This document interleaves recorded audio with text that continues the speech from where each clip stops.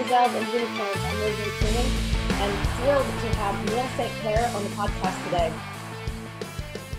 Thank you, Neil, for joining us. More than my extreme pleasure. Thanks for wearing the sunglasses with me. And we both have like similar hairstyles. We got the. We do, yeah. So. There you go. Looking good. So Neil, you have an amazing career, amazing background. Can you tell us about it? Yeah, so here's the 45-second strange arc. At the end of the day, despite everything, I'm just a high-class Jersey boy. That is always who I am. So life started there in Jersey, Boston University, Yale University for my education. Started life as a television journalist, on-camera television reporter for New York One and a couple of other places. But, at a certain point, there was a quote that was bouncing around in my head from Winston Churchill. And I know it's a little passé to quote Churchill these days, but the quote still stands. And it says, there comes a certain point in every person's life where they must stop taking the news and start making it, to be an actor and not a critic. And so I said, I want to stop telling other people's stories and write one of my own. So as much as anyone became an entrepreneur, started my first company at about 24 years old, incubated while I was at Yale University, a company called Unbuy That. I always say first companies are like first loves. You're probably not going to get married to them, but they always hold a soft spot in your heart. So I still like to talk about it. Company was an abject failure, but learned a lot, rolled it right into my next company, which was successful, a company called Alleywire. It's the first ever video news service covering Silicon Alley, New York's tech scene. Ran that successfully for 3 years, and then decided to go up to Boston after leaving Alleywire to take over as the first ever director of marketing for a $12 billion investment firm up there called Shepherd Kaplan. While I was there, also founded an insurance technology company called Thrice, one of the first ever data platforms for the insurance brokerage, property and casualty real estate space. Weird little niche, but we built it in-house for somebody who did a nice job of that. Came back to New York, started working for an artificial intelligence SaaS startup called Vesterly. Helped them raise a few $1 million of venture capital. We were cooking with gas. I was really excited there. I was the chief growth officer. And then a billionaire, $20 billion family actually tapped me on the shoulder and said, hey, we hear you know a thing or two about media. Would you come help one of our young family principals potentially build a media company? He has a lot of ideas, fair amount of funds, but hasn't really operated that much before. So I came in as his president. We built something together called Karma, or Karma Impact. Ran that for about 3 years as the president, a couple of other subsidiary organizations, did a lot of social impact investing. Karma Impact was specifically focused on covering impact and impact investment for the next generation. So for entrepreneurs like myself or for inheritors of great wealth, really a first of its kind to do that. And still going strong today. The vision changed a little bit from being a video first platform to more sort of like an economist for social impact, but still going very strong today. But, similar to my earlier career where I said, man, I want to stop telling stories and start making stories.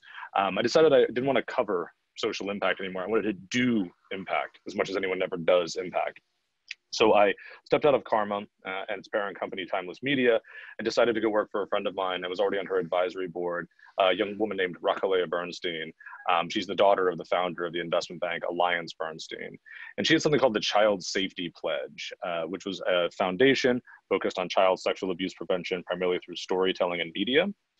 So I came in to not only help run the foundation as president, but also to work with her on creating the first ever investment model and matrix for investing in or divesting from child sexual abuse prevention in both the public and private markets.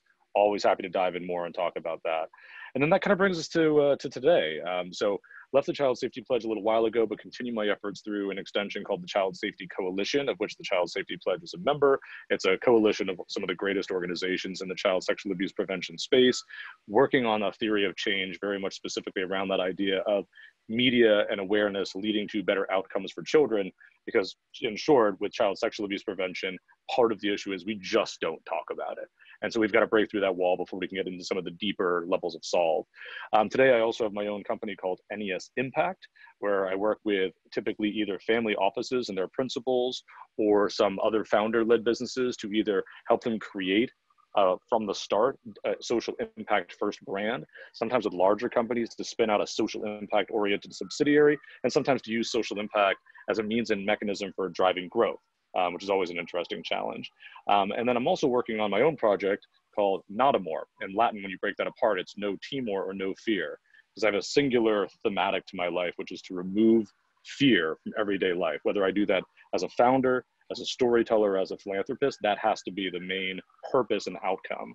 And so Naughtamore is a venture studio with one of my projects as the first project within the studio that is essentially focused on removing fear from everyday life and primarily removing the fear of the economy, not having enough money for the future. And so we've actually created, through some financial engineering, a first of its kind platform for giving loans essentially and credit to individuals who have just lost their job. I could run you through all the statistics all day, but bottom line is Americans have almost no liquid savings and they have a ton of debt. And so if you're out of a job for 30 days, you're pretty much out of money. And if you don't have a job, guess what? No one will lend to you, right? So we've created a non-predatory lending vehicle that says, we get it's a tough time, you're probably running a little short of cash, and the reality is you need this money more than the billionaire who's taking out a loan to fund his next yacht purchase.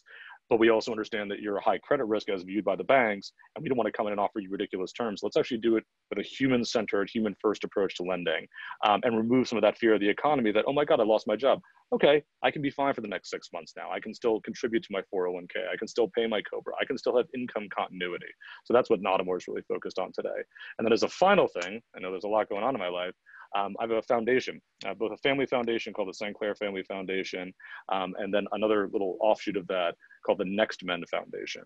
And the Next Men Foundation is what's most active, and that's primarily focused on bringing men and boys into the rights and causes of women, not to disrupt, not to take over, but to do one thing that I don't think men do, which is to show up and to listen. We don't take enough time to actually sit down and listen to women and say, how can we be good partners? How can we help? So we bring groups of powerful men together because, for better or worse, men still hold an outsized amount of power and control in this country. And we do one thing, we say, let's listen to Rosemary. We want to hear your story. And for 1 hour, those 15 powerful men can't talk. All they do is listen to your story and how we can be better partners to you and whatever it is you're passionate about. And then we show up to events, we sit on boards, we invest in, and we become true partners to women and whatever those rights and causes are that are most important to them. That's my day. It's a little busy. That's great. It's great. I have lots of things to dig into here. So social impact investing. We launched a company during the pandemic called Ignite Social Impact. It's a crowd equity platform where we are going to be investing in deep tech for social impact. So it's very interesting, taking advantage of the new SEC rules. But you're one of the trailblazers in this space. So I would love to dig in more about the Child Safety Pledge. Could you tell us a little bit more about that one? Happily. So unfortunately, I have had way too many, almost exclusively women in my life who are survivors of sexual abuse, both child sexual abuse and adult sexual abuse. It's a huge passion point for me. And so when I met Rachalea, I guess now two or so years ago, we're both members of a group called Nexus.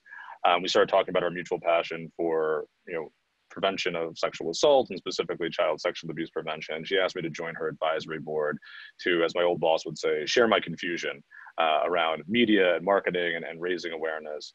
And so I joined in that capacity. And then for a variety of reasons, as I mentioned earlier, both me sort of in a desire to step out of a role into one that's more active, not talking about impact, but doing impact, and her just having that to have a need for a senior executive to pop in and help, I joined up. And so the Child Safety Pledge's primary theory of change was to use media and storytelling as a primary means and mechanism for raising awareness around child sexual abuse. Child sexual abuse is a massive problem, and most people don't know how massive it is. I was shocked, even as someone that felt that they were sort of aware of the issue. I was shocked because I'd never dug into the numbers. Let me run them through you real quick. So 1 in 8 children under the age of 18 will be sexually abused in some way, whether that's bad touch, exploitation, chronic rape, whatever it might be, they will be sexually abused in some way. 1 in 8 in the United States by the time they're 18. Imagine what the numbers look like in the Sudan or in Southeast Asia and other areas where there's less protection for children. So if you're looking at 1 in 8 children, that means pretty much every generation, and let's say a generation turns over every 20 years, there's somewhere between 8 and 12 million children that will be sexually abused. 1 in 3 to 1 in 4 girls, 1 in 12 to 1 in 15 boys are the usual numbers that are tossed around. And it costs the economy $50 some odd billion per year in things like lost wages, ongoing psychological trauma, et cetera, related to that abuse. So just because it happened when you were 7 doesn't mean that it's over for you as an individual, and there's not an easy solve for it. But when you start looking at some of the statistics around awareness, it's just not there. It's not a story that, at least even until recently, is spoken of. And I, as a former member of the media, and in some ways still a current member of the media, have some grave concerns about the way the media portrays and talks about child sexual abuse. I get why we do the man bites dog kind of stories, but the reality is it's not the Boy Scouts. It's not the Catholic Church. It's not the serial predators like a Larry Nassar. Yes, they exist. And yes, predation does happen there. You know where most of it happens? You know who mostly perpetrates it? The men in your life that live in your own home. About 80% by our reckoning of child sexual abuse occurs within a home or family residence, not necessarily your home, but a home of, say, a trusted family friend, a tutor, somebody like that that's exceptionally well known to the child. Mm-hmm. That's where the abuse generally is occurring. And it's typically men and boys, about 90, 92% against women and girls. And that's part of the big reason why we don't talk about it. And it's even worse within insular communities, ultra-Orthodox Jewish communities. Rachel comes from an Orthodox background. I'm Jewish as well. And so we were talking a lot with Orthodox communities because they don't want to discuss it. We'll handle it internally. Native communities, historically Black colleges, one of the most difficult places to actually come forward and prosecute a sexual assault. So anyway, the whole idea here is that through media and awareness, we can actually create better outcomes for kids. And so we did a lot of storytelling on one hand. There's a great PSA on childsafetypledge.org that you can watch that's beyond emotional. If you don't cry, you don't have a soul on this one. And then working with major movie and TV productions to inject child sexual abuse prevention into their storylines. What are the signs, symptoms, and things that you can do to be aware? To give you a simple example, not only is it about saying the names of your body parts to your children, right, as a parent, and we typically targeted parents as the primary enforcers of this. You can say things like penis and vagina, and it's okay. It's clinical. It's biological. That's what they're called. Don't make up funny names for it for your children. Use the right terms. And beyond that, you know, I consider myself, I guess, a progressive guy, but there are some things that are like even a little overclocked on the wokeness scale for me.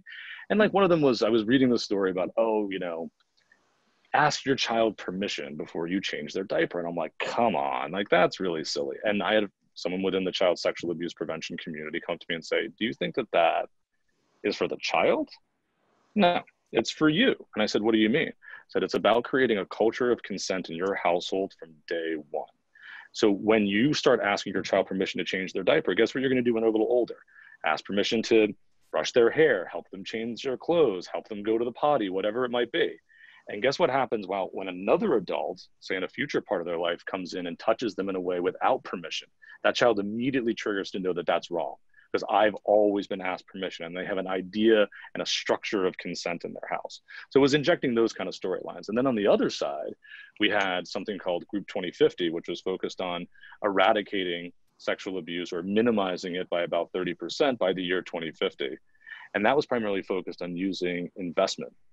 A lot of wealthy people out there putting a lot of money primarily towards climate change. And it's not to minimize climate change, but man, do they get a lot of cash.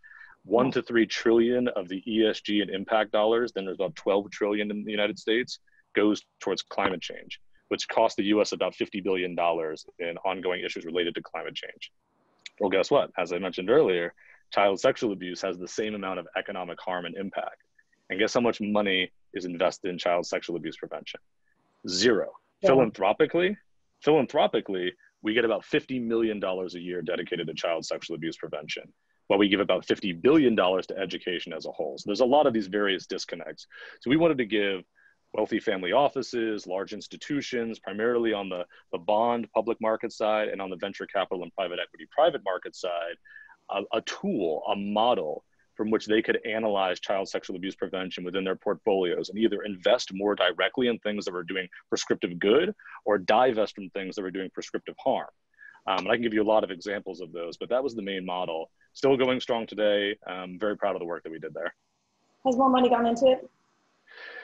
Since my time, in terms of the Child Safety Pledge, personally, yes.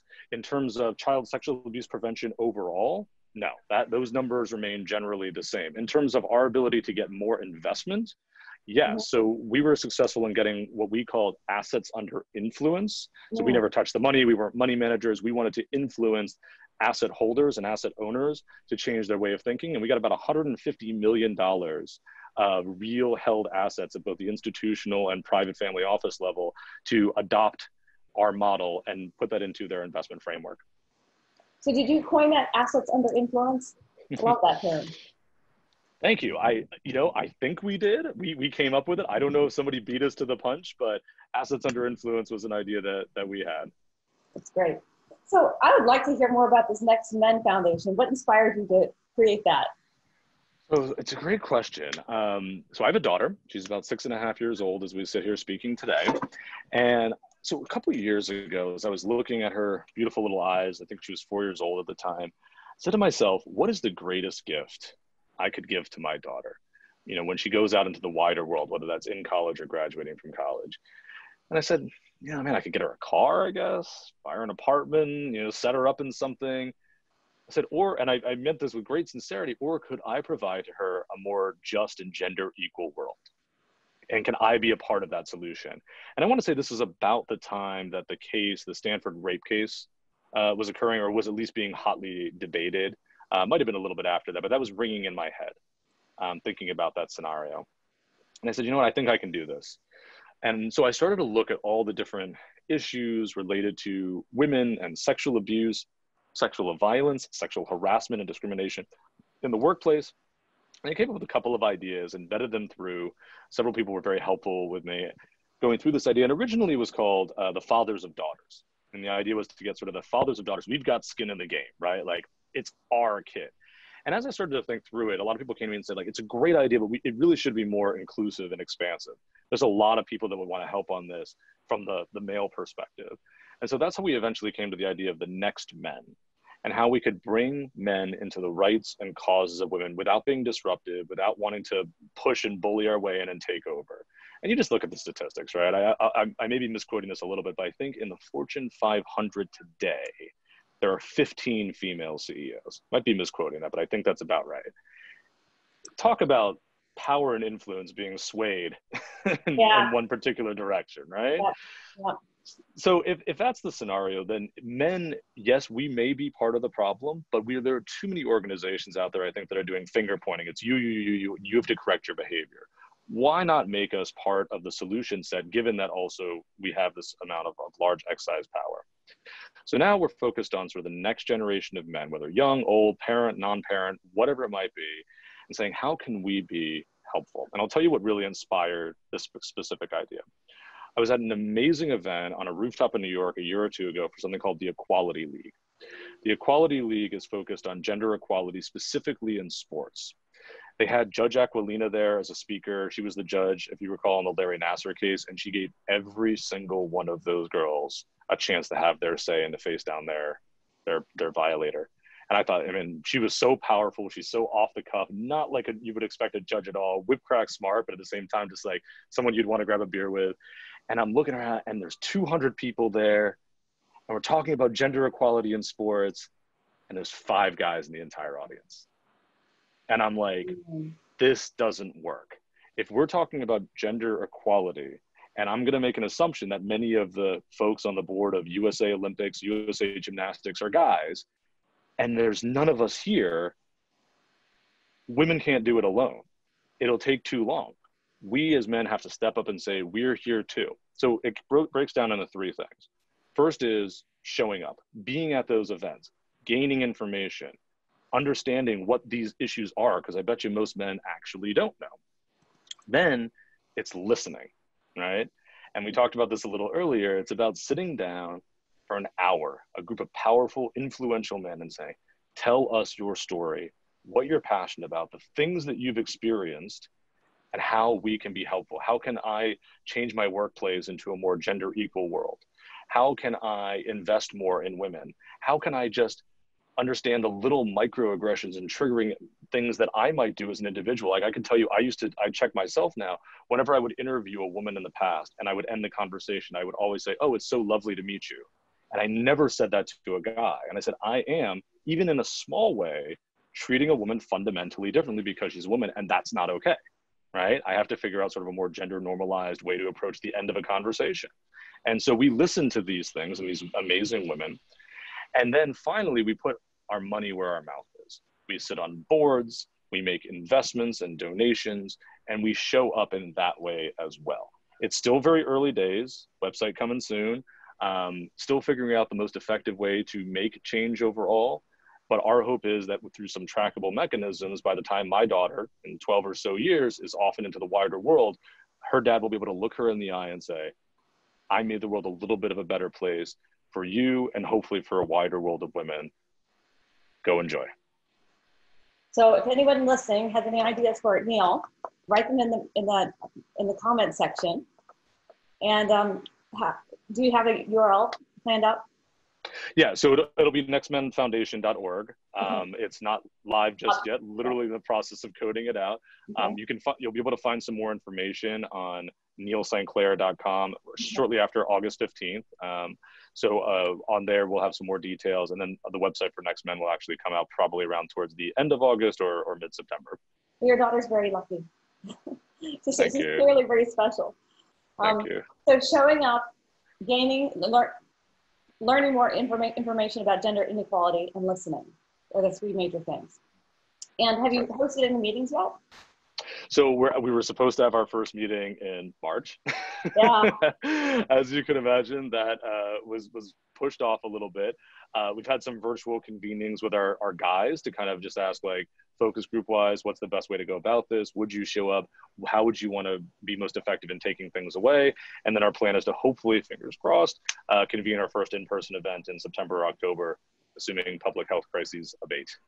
Okay. Well, I have some guys for you. Please do. You were mentioning about karma impact when you started impact investing. How did you choose what you're investing in?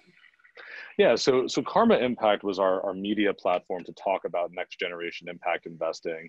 I provided a bit of strategic counsel to our parent company's investment arm called Timeless Capital. And that was run through the Hinduja family, single family office, primarily through one single family principal.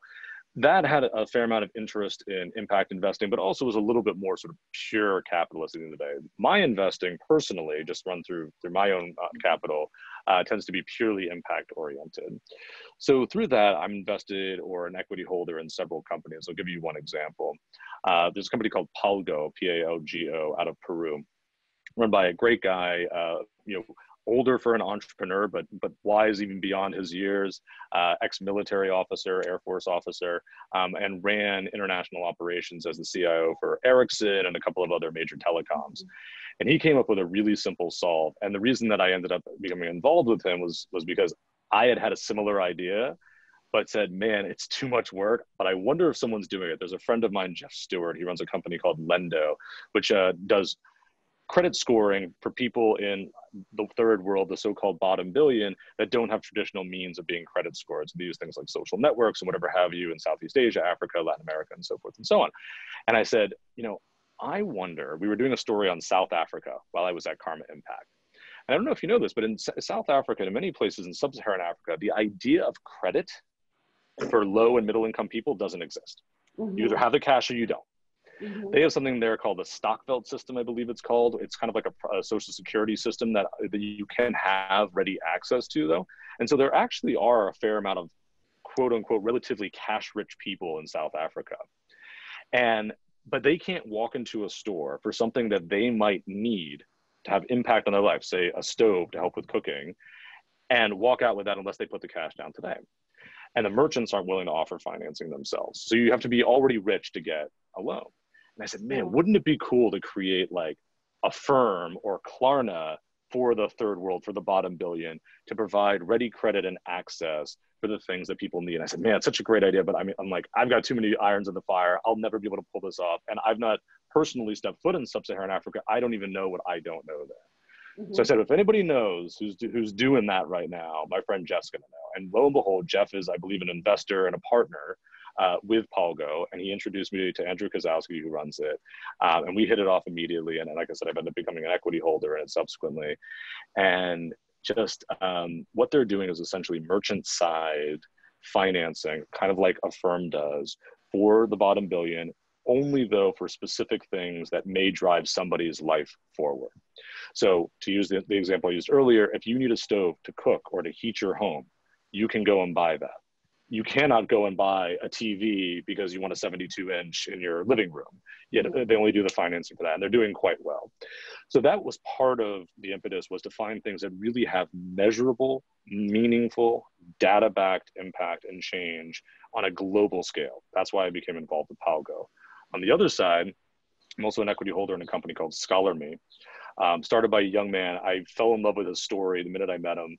I was a venture judge at the Next Generation Summit a few years ago, and this kid walks in, kind of shy, but you could tell immediately this guy knows how to code. Like, there's just like something about him. You're like, he's like, not Steve Jobs, more Steve Wozniak-esque, right?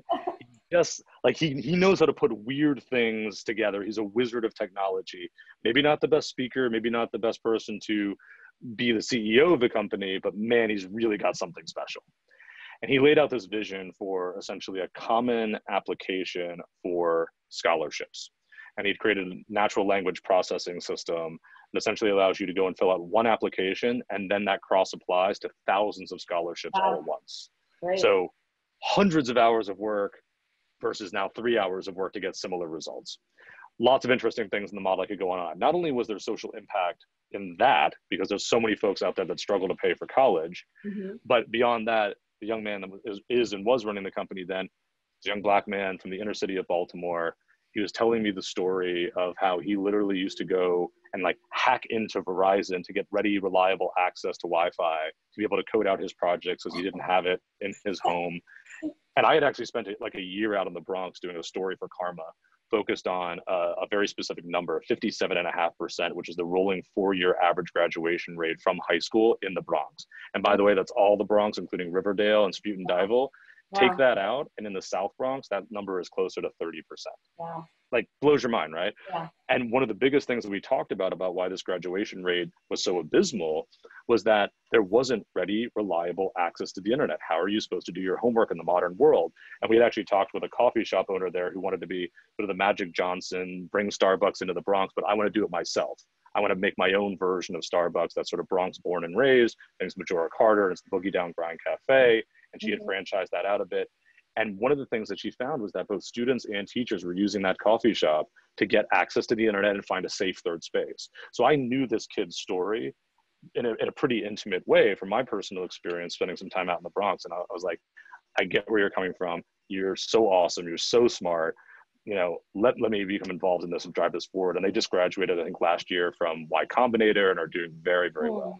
So those are some of my primary criteria. It's a little bit founder-led, but it's more so about the actual impact of what the organization can do and how those outcomes can be effectively measured at scale. And both of those organizations really hit it home for me. So how do you measure the impact? Yeah, so luckily for both of these organizations, it's pretty direct, right? Pretty clear, right? Yeah. It's pretty clear. Like, and that's, I think, the grand difficulty, right, of most social impact is like, how do we quantify this? Yes. Which is why, like, in child sexual abuse prevention, where our main measurement is awareness, listen, it's like a pre and post activity survey, but it still feels very soft. You can show measure, but it's not the same as, say, working with Polgo, where you're able to say, here's X number of people that have specifically been helped by this. Now, how that's helped them is the one metric beyond that we don't get to, right? Like, I can't say there's been enough people in Peru helped by Polgo in a defined geographic area to measure, have their health outcomes over a 30-year period improved because they had more reliable access to things that improve their quality of life. They were able to buy an air conditioning unit or a stove or air filter and water filtration systems. I can't say that yet. And that's the other frustration with impact, is sometimes you have to wait. Yeah. Right? You have to, like, oh my gosh, patience, right? So you have to wait 20, 30 years to see and do it on a very controlled basis. So some of it is a bit of a leap of faith. With ScholarMe, not only was there my sort of direct personal impact with this young man, you know, knowing that now he's doing something that's going to pull him out of a vicious cycle of poverty and violence into a way that is going to lead him to great success. So that was a small part of it, and that was a micro impact. But the larger impact is going to be on so many people that now I know, and they've just sort of really rolled out the full product over the next several years, are going to write in and be like, I couldn't have gone to college if it wasn't for you, right? And now we're going to have that specific metric. And we all know there's been enough time to know that if you go to college, your earning power and your societal mobility potential goes massively up. But to your audience and anyone listening, if you know better, more effective ways to create data models around measuring impact on a short-term and long-term basis, I'm always very interested. And I think most of us in the impact world absolutely are, because it's the one thing that we're often missing when we're trying to do our investment diligence. And sometimes you just have to assume, which is always dangerous. But I think with these two, it's going to work out very well. Yeah, with Ignite Social Impact, we're looking at a lot of different models about how do you measure impact. Or we're going to probably have all the companies create KPIs themselves and leading and lagging indicators to measure consistently, long-term, short-term, because it's not a really one-size-fits-all type of thing. No, it's absolutely not. And that was one of the things that we found was great difficulties going back to sort of child sexual abuse prevention. You'd think there'd be statistics up and around the corner around that, but guess what? There's not. One of the best statistics you should have is a government mandated statistic, one of the only government mandated statistics under Title IX, which requires, oddly, the administrators to report back any incidences at the K through 12 level of sexual abuse, harassment, or discrimination. Well, here's the rub with that. First of all, it's a garbage in, garbage out situation, primarily because the same people who would be penalized for having too much sexual abuse or sexual discrimination in their schools are the principal and the superintendent.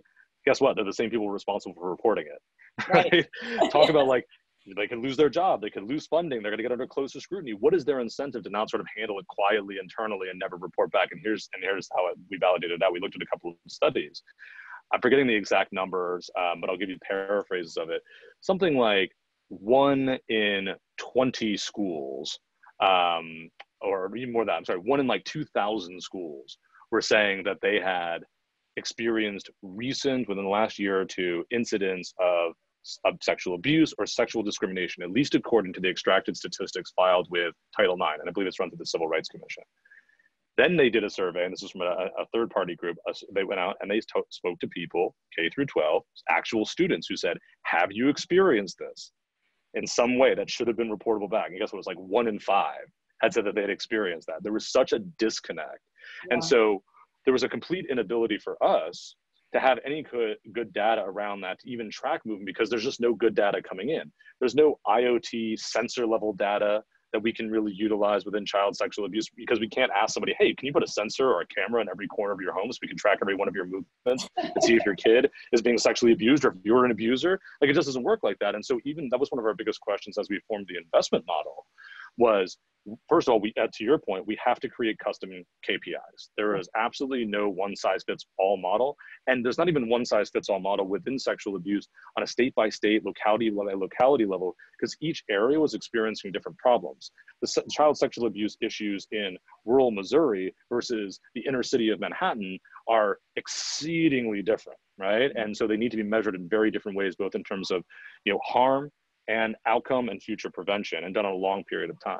So we spent a lot of time thinking about that. And unlike, say, climate change now, where there's both government mandated reporting for public companies, but it's also just become sort of a de facto reporting. I want to release my carbon footprint because I want to show you the good things that we're doing. And there's not even that social pressure right now for companies, schools, or individuals to release those statistics. And the few statistics we do have are mostly poor data overall. So anyway, it is a constant and consistent problem within the social impact space. So again, I come back to the idea that sometimes it just has to be a little bit of faith and a little bit of anecdotes, and that can get you through the day.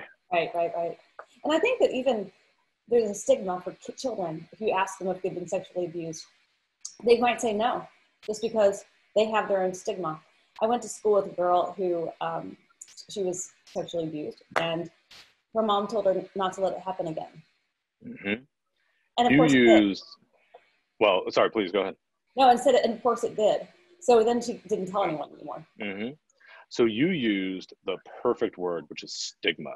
And that was one of the things that we were fighting in the extreme, was this idea of stigma, social, familial, societal stigma around this issue.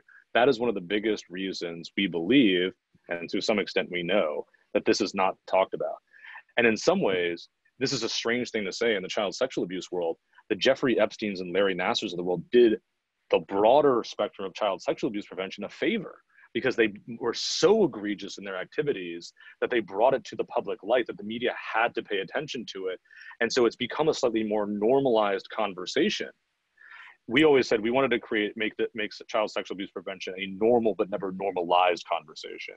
And I think through the activities of these horrible monsters, that it started to make people say, maybe this is a real thing. Maybe the kid's not making it up. Maybe I should learn how to be more sympathetic and to watch for signs and symptoms. So in that regard, you hit that word right in the head, because there was and remains to this day, especially in certain communities, a massive stigma around talking about child sexual abuse in any way, shape, or form. So, that's part of what the walls that we're trying to break down and ultimately prevent, in the way that, as silly as it sounds, like the way Lady Gaga did for mental health care. She made it okay to say, I'm not okay. And in child sexual abuse, another statistic for you, 60% of the abuse is never reported. The numbers we're going off of is primarily unreported, adjudicated abuse, most that we don't even know about. I think it's probably 50% of the women. 100%. And it takes about 17 years on average for mostly women. It's about 92% women that are victims of child sexual abuse to disclose. It takes 17 years if they ever disclose at all, which is, again, as we stated earlier, quite a rarity. Well, you have a lot of causes. I'm really interested also in Notamore. Thank you. Like, so what inspired you to create Notamore? Yeah, so Notamore, as I said earlier, no timor, no fear in Latin, is the culmination of a lot of time spent thinking about one simple emotion, which is the emotion of fear. And how can I remove fear from everyday life? Part of this comes out of my own experiences, knowing where fear has led to inaction, which has led to regret. And I take sort of the Jewish philosophy of living my life, which is not to maximize outcome, but to minimize regret. And through that, you also maximize outcome. So I said, all right, there's a lot of people probably experiencing the same and much worse fears than I am, whether those are fears of economy, fears of the unknown, fears of the future. And there's actually a great study that's done every year, and this is the sort of the data that I use to prompt where I would place my flag on the fear spectrum, done by Chapman University. It's called the Survey or the Index of American Fears. And it goes back about 10 or 15 years. And within that, there's a lot of chess pieces of fear that gets played left, right, and otherwise. So you'll see 10 years ago, there was a much larger fear of X than a fear of Y today. The biggest fears today are around climate change, political corruption, which seems so strange in America, though perhaps now more so than ever. But there was one fear, as I sort of did a quick data analysis on it, that stayed consistent in the top 5, going all the way back to the origination of the survey. And that was the fear of not having enough money for the future. And so I term that the fear of the economy. And so I said, how can I be part, and I've experienced that fear personally, by the way, right? I have been down more than once to my last $5 in my bank account when running my own companies. I've in fact gone below my last $5 and have run into deficits in my bank accounts to make things happen. They've worked out ultimately, but I know that mortal fear, right? And by the way, just for everybody listening, if you're not viewing this, Neil's sitting in Miami and there's boats going behind him on the water. It's beautiful. So he's got $5 in his pockets now. I'm very lucky to have more than $5 now, but having felt that mortal fear though, I also know that I never want to experience that again. So that's a huge motivator for me, right? And I think for a lot of us that grew up, whether we had financial security or not, the fear of not going back to those painful scenarios, that where we were down to our last 2 nickels to rub together, are huge motivators for us. And so anyway, getting back to Notamore, aside from that, now having analyzed what I think is the most prominent or at least consistent fear of Americans, you typically about 45 to 50% of Americans were saying that that was a big fear for them. The other side of it was that many folks are actually experiencing inaction or failure as a result of fear. It's one of our most powerful emotions. And I said, man, I bet that we can live in such a more beautiful and self-actualized world if we extract fear from the equation. So that was the genesis of Not a More. And as I went through, I looked at a variety of different models to remove fear of the economy. The first one I came on was the idea of unemployment. And I'll tell you, listen, I have in the past had to file for unemployment. I've been the guy with his hand out saying like, I need some help right now. So I know what that's like. And I also know how bad the actual setup is in New York State, in Florida, in California, everywhere. It's not good. If you make slightly more than the median income, which is about 50% of us, and you're laid off, you probably have $6,000 in the bank account if you're an average American of liquid assets and $110,000 of serviceable annual debt, right? So you're looking, and that's probably about $5,000 to $6,000 of monthly payments, depending on how good your credit score is. You're out of money pretty much the day you're out of a job, right? After you get that last paycheck. And severance is kind of, it still exists, but it's not as robust as it once was. So I said, all right, how can we remove this fear where there is not a great government backstop? You know, in New York State, for example, you get $504 a week. Not horrible and pretty good actually compared to other states, assuming that you meet that maximum amount of income. But it takes a long time to get. You have to wait 30 days typically to get, to be able to even file for it. Then you have to wait a few weeks, and you're probably already making those hard decisions about whether or not I can afford my kids' school fees or to get them a toy or to buy medicine and groceries for the household. And you're starting to have to make some of those decisions that lead to fear and anxiety and negative health outcomes. We don't want to tell our spouses about, these things. Like there's so much that goes into it. And then also you look in major metro areas or even in sort of mid-metro areas, and most people, about 60 to 70% are what are called rent burdened, right? They're not homeowners, and they're experiencing rent burden by having a rent that's typically that is more than 70% of their take-home pay. So now you're looking at a mass amount of evictions. And so there's all these things that go into this lack of income continuity. And as a final statistic around that, for basically every $10,000 of income that you earn, it takes 1 to 2 months of looking for a job to be able to replace that income. So if you make $100,000 a year, it could be 10 to 20 months before you can find a job at that same or comparable level. Mm-hmm. Could be less, could be more, but that's kind of the overall average. So anyway, started looking at this issue from the idea of unemployment insurance. And a couple of companies in the past had kind of attempted to do unemployment insurance from a private market perspective. Mm-hmm. They had all failed. I actually just talked to one of the founders of one of them the other day. Simple reason is the way that you price the risk is so high relative to the people that need it, that they wouldn't be able to afford the risk. Right. And the people that can afford the risk are the people that have enough money in savings that they don't need private unemployment insurance. So the model falls apart. Mm-hmm. So we started looking at it more so from a perspective of what I call a springing universal basic income. When you are most in need, so you've lost your job and you need income continuity, it's not only the government's responsibility to provide you with that, say, $1,000 or $2,000 a month just because you exist as an American citizen, but it's something that the private markets can come into too through a very interesting credit model.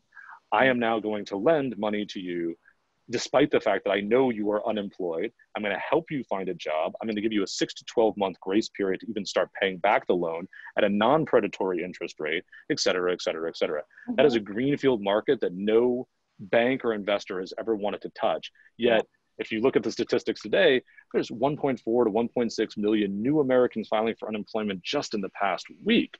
Yeah. There's a lot of people struggling out there. And what does that do? Every day, every week, every month that you don't contribute to your 401k makes it more and more difficult to retire in good shape. You're now probably looking at paying for COBRA. What does COBRA cost? $1,000 a month, $2,000 a month, whatever it might be, depending on what plan you're on. That's untenable for most people. And guess what? We're in the middle of a pandemic. So not a great time to not have your COBRA care, even though there are some government backstops to that. So there's so much that goes into this that I wanted to remove that fear of the economy, that fear of a lack of income continuity at whatever level you wanted, and just be a good human-centered person about it. How can we do this from a human-centered design where we say to our investors even like, is it okay for you that we're not going to make as much money as our competitors because we're not going to charge 15% interest rates on this? Can you lend us money or do off-balance sheet lending to us at 1% so we can go out and maybe get 3 or 4% back on it? So you're still making some money, right? We're doing a little interest rate arbitrage, but the person that's getting that money, 3-4% is not nothing, but it's not enough. It's not so much that it's going to be like, oh my God, like I just took out a $10,000 loan and now I really am going to pay back $30,000. You know, there's a risk premium that goes into it, but doing it with a way that it's like, takes into account that human beings are on the other side of the transaction. And that's really why we started Notamore. So that's the first project, my project within this, but it is a venture studio. So I'm looking to either invest in or co-found a variety of other fear removal startups that would sit within the framework of Notamore. Things like, you know, helping folks get their down payment for their house, right? So few Americans, especially next gens, millennials and Gen Zers, can't afford the down payment at 20% on a $500,000, even, you know, $200,000 home. Mm-hmm. There are so many people that are rent burdened, as we talked about, and there's a lot of economic solves for that. There's a variety of things that I would like to do to make people's lives easier. It's not a fund, it really is a venture studio. Try to work with co-founders, young, old, or otherwise, that have experienced things personally to make the lives of their fellow citizens and global citizens a little bit better and a little less fearful. Very good. We have the child safety. We have removal of fear. Love it. You're hitting on, you're making men better. all these great things that you're doing. We're trying. Yeah.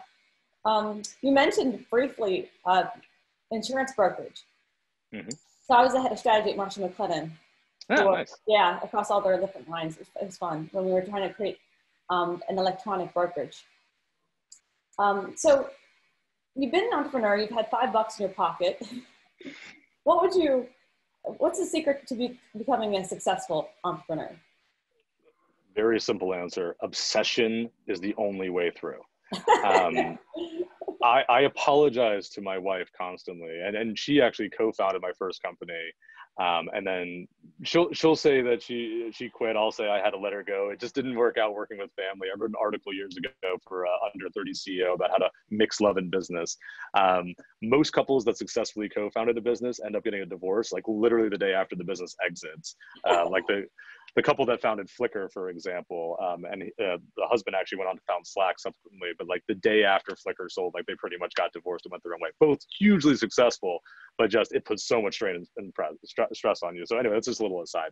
So obsession is the only way through. And the reason I apologize to my wife is like, I actually have put off projects, not because I'm a procrastinator in any way, but because I know once I get into something, I have blinders on. And so I've actually really specifically gone through and like set forward like my wheel of happiness, all the things that I need to do to make my life feel self-actualized. And so that I plan out my day hour by hour. So I make sure that I pick my head up and still talk to my wife and my kids, and I'm still there and present, so that I'm not, you know, we all admire Steve Jobs and Elon Musk and others, but we also hear the horror stories about how they're so single-minded. And I don't want to be that guy, right? But obsession really is only the way. So when I start a project like Notamore or any of these other things that I'm talking about, I apologize to my wife and I say, you're probably not going to see me for like a month while I get this started. Eventually I'll come back, and I'm there, but I'm going to be locked in the bedroom or wherever, just working through these things, because the only thing that makes you successful is outright obsession. You can't sort of be half in and half out on a project, whether as an investor or as an actual operator. And so, for anybody that's looking to start a business out there, this can't be a sideline for you, right? This has to be something that you're either all in or you're not. And you have to be living, breathing, drinking it every single day. And that's the only way to also edge out and elbow out your competitors. And on top of all that, you have to have enough personal and financial risk tolerance in some ways to be able to say that I may dedicate 2 years of my life of obsession with this, and I'm going to give up a lot, both emotionally and financially and otherwise, to make this happen. And it still might not work. Yeah. That's the scariest part, right? Because obsession is the only way to do it, but it doesn't guarantee success. I'm actually writing a book right now on the art and science of failure. It's called Intriguing Ruins, and tell some of the stories of my own failures, which have been probably the most heuristic elements of my life, and other people's failures as well. Because the reality is that success is stochastic. Success is random as all get up, right? As an example, 1 in 10 venture-backed startups succeed. 1 in 10 investments from a venture capital firm actually go to pay back the other 9 failures in that portfolio. 1 in 10 movies recoup their investment. 1 in 10 fall TV shows get to 100 episodes, and so forth and so on. There's this magic ratio of 1 in 10 for whatever reason that exists out there. Yet what do we try to do in every sort of self-help book out there? Model success.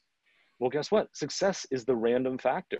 What if we could actually start to quantify and model failure so that we could understand it to at least maximize our potential for success, but still knowing that success has a lot of random factors that come into it. So at the end of the day, that's the book that I'm writing and the research that I'm doing, but it also is one of the things that you have to do as a young entrepreneur or founder of a nonprofit is figure out like, what is my risk tolerance here? Because I'm gonna be obsessed because that's the only way to make it work. But I might still be unlucky. I might have a better competitor out there, Amazon or Netflix or one of the big giants may start to do this.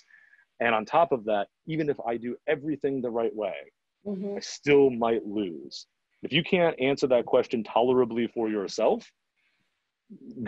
you're best working with somebody else's successful company, because those are the big questions that I think a lot of us fail to ask as we enter into an endeavor. Well, it sounds like you could also integrate some of your Nanomore in there, because the risk tolerance is confluent with fear, right? That's exactly right. So risk tolerance is one of those things that is concomitant with the measure of your fear. And oftentimes that's just the fear of failure, the fear of not getting started. So you procrastinate and you push it off. There are so many moments of fear that we experience that ladder up to the equation, the calculus of our risk tolerance, that at the end of the day, you need to do a very sharp self-assessment. By the way, it's not the worst thing in the world to be a fearful person, right? We have our sort of 3-part brain, right? We have our like reptilian and mammalian brain. Like fear exists in our biochemistry for a very specific reason, just to allow us to survive. But at the same time, as ostensibly higher ordered animals, we need to be able to overcome that fear through rational thinking, and then understand that risk tolerance and how we can just get going. And that's part of actually one other thing within Nanomore is how to overcome some of the simple fears of not getting started, primarily because you do not have the finances to get started. It's really easy. And let me be very clear. I recognize the privilege within myself, right? I often call myself the kid from the cul-de-sac, right? Because like I grew up white, cisgender, male, in a relatively affluent family relative to the rest of the country. I was able to go to my parents and get a small loan to start my first company. Didn't work out, still feel badly about that. But at the end of the day, I was able to basically borrow the money to get my real life MBA by starting that business that made me successful in the second business. Most people in this world do not have that opportunity. There are several companies that do this now that finance primarily brown and black entrepreneurs, but also other folks that just don't have the ability to go out and raise a friends and family round. That is one of my most frustrating things in the world when I hear folks, whether in the venture world or the operator world, be like, well, you know, it's a really great idea. Why don't you go out and just get a little bit of capital to get it started and come back when you've got more traction? That is so not everybody's reality, right? That's what all investors say. They say, just wait till a little bit longer. I have met, so I was an advisory board member of a nonprofit called Build, specifically Build NYC, run by an amazing woman, Shamika Olfons. And they primarily mentor, and I was lucky enough to do this, brown and black entrepreneurs, primarily in the Bronx in New York. And they actually also inject it as curriculum into the schools. So you can be a Build fellow and actually take a class in entrepreneurship at a young age. And it gives you just another option as a young person to realize, I could be Mark Zuckerberg. Set aside the fact that he went to Phillips Exeter Academy and had a privileged background. I could be that next person, even though I come from very different circumstances, and I am a couple of steps behind because of systemic racism that exists in this country, right? We could go through the statistics around black, brown, female entrepreneurs, and it's just, they're abysmal compared to white men like myself. So the reality is, though, like just getting $500 or $1,000 or offering a services in kind to a young entrepreneur that comes from a non-privileged background, both financially and because of other demographic factors, to get them started, some type of proof of concept or MVP, man, working with these kids, their hustle, their grit, their determination, because they have, you know, some of us have read, I think it's the Robert Greene book, a book on war, right? They have what's called dying ground. The only way out is through. There is a mountain on their back that they can't retreat from, right? It's how the samurai used to fight, right? So they would put the mountain behind them so that they only could fight forward. There was no cowardice. That's their natural metaphysical circumstance. And so these kids already have all the great fundamental tools of being an entrepreneur, plus they've experienced things that many of us in the venture and operator world have never experienced, that are problems that require real solves at scale. And so they have amazing solutions, amazing ideas, grit, determination, hustle, all these other things that you need as an entrepreneur. If I ran down like the checklist of characteristics, and the one thing they lack is that $1,500 to prototype something out, or the inability to get into a commute to a venture studio, or to find a technical co-founder. That should not be. And so a big part of what we want to do with Notamore as well is stake those friends and family rounds for folks, you know, and take a position, but also mentor them through that, because I can tell you there should be so many startups from underrepresented founders out there that will never come to pass simply because they can't raise, you know, a small amount of capital to get going. That, you can hear the passion in my voice. That frustrates me beyond measure, that inequity exists in our society today. Well, I have to tell you something. The future is so bright. We both have to wear shades. Because we're making the world a better place. There you go. I like it. I like it. Well, thank you for that. So I don't always wear shades. I could speak with you all day. You have so many great initiatives that are going to change the world. I really appreciate the insights you've provided today. Is there anything you want to leave the audience with today? One last thing, it's a question I ask almost everybody I meet. I host a small private member society called the Corsair, and this is actually usually the way that we start our dinners and our cocktail events. There's no wrong answer, by the way. I asked the question from an ancient Irish mythological figure, and I'm sure I'm mispronouncing the name of Cuchulainn is how I've heard it. And he said, paraphrasing, "I would but live one day and one night, should my deeds and actions live forever after." And so the question I posit to you is, would you rather live 100 years and have a beautiful, nice life, some money, nice family, but you're not really making an impact on anybody other than that immediate circle of yourself? Or would you rather just live for one day and one night, but change the world in such a fundamental way that people whom you'll probably never meet will have their lives changed fundamentally for the better, but you'll never experience the benefit or even the results of that yourself? Which would you choose? And so I'll leave your audience with that to think about and to determine which side of the equation they would be on. Excellent. Well, I would choose the latter, personally. Making an impact in the world that I live for. So thank you so much, Neil. You are fantastic. Thank you so much. The latter too, I'm sure. I certainly am as well, but also hope that I could live 100 years. So, well, you kind of have best of both worlds, right? Wouldn't that be nice? Remember, I was a former debater, so I gave no third option. It's just one of the two. But thank you really for inviting me on and allowing me to share my confusion with your audience. You've been fantastic. Thank you. Thank you so much. Good day. Cheers.